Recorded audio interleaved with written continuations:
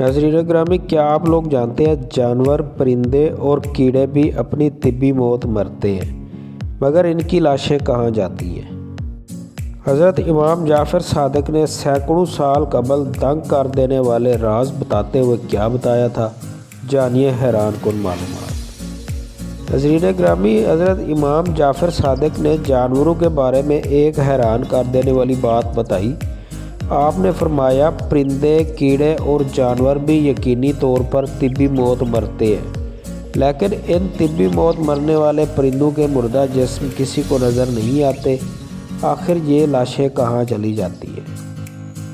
مثال کے طور پر ہمارے علاقوں میں بے شمار پرندے، بلیاں، چوہے اور دوسرے جانور پائے جاتے ہیں۔ یہ جانور بھی اپنی طبی موت مرتے ہیں۔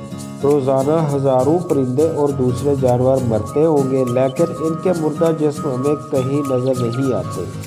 البتہ ان مردہ جانوروں کی لاشیں ہمیں نظر آتی ہیں جو قید میں مر گئے، یا انہیں زہر دے کر مارا ہو، یا شکاری نے کسی دوسرے پرندے نے اسے گھائل کیا ہو۔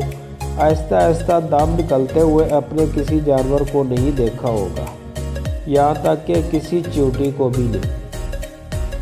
ویڈیو میں تفصیل سے جانے سے پہلے نئے آنے والے دوستوں سے گزارش ہے کہ میرے اس یوٹیوب چینل کو سبسکرائب کر دیں اور ویڈیو پسند آنے کی صورت میں اپنے دوستوں کو لازمی شیئر کریں۔ ناظرین گرامی، امام جعفر صادق نے فرمایا، یہ مردہ اجسام تمہیں اس لیے نظر نہیں آتے کہ چوپایوں، پرندوں اور دوسرے جانوروں کو اپنی موت کا علم اللہ تعالیٰ کی طرف سے پہلے ہی ہو جاتا ہے۔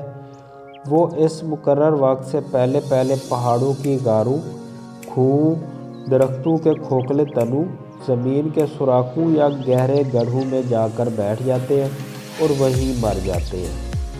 ناظرین گرامی، یہ اللہ تعالیٰ کا نظام ہے جس کی وجہ سے آج انسان سکون سے سانس لے رہا ہے، ورنہ اگر باقی جانوروں، کیڑوں کو چھوڑ کر صرف پرندوں کو لیا جائے تو ایک اندازے کے مطابق دنیا میں پرندوں کی تعداد 700 ارب ہے۔ اگر یہ پرندے سرعام طبی موت مرتے تو زمین پر قدم رکھنے تک کی جگہ نہ ملتی۔ ہر طرف ان کے مردہ جسم ہوتے جو گندگی اور بے شمار بیماریوں کا سبب بنتے۔ اور تم اپنے پروردگار کی کون کون سی نعمتوں کو جھٹلاؤ گے؟